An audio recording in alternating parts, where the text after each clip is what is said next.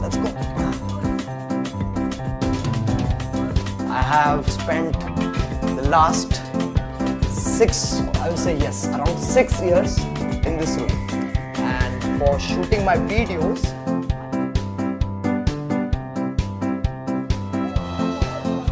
okay, so this is my house, this is my drawing room, this is the living area, and these rooms are private. Let's not go over there, but what I'm going to show you is my world, my studio where I work.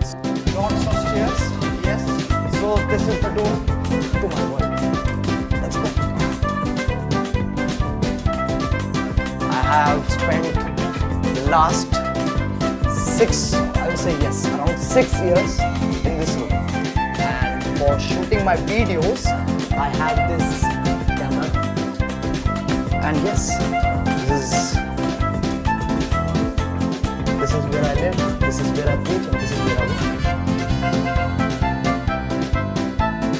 Living a normal life for me is impossible. Sometimes like those little things, going outside, just having fun with my friends, I do miss that. I have to like cover myself, wear a hoodie, but I really wish sometimes that I could just live a normal life and see how that goes.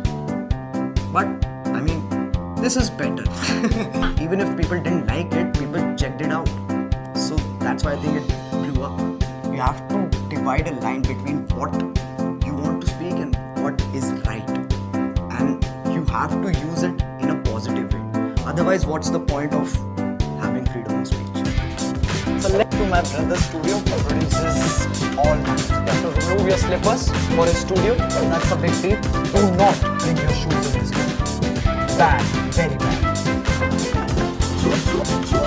This is the studio. Being very visible online, it is a bit hard on my mental health, because I mean honestly, I cannot just be open about everything. I have to keep some things private, right? When I'm writing songs, I can say what I'm not able to say.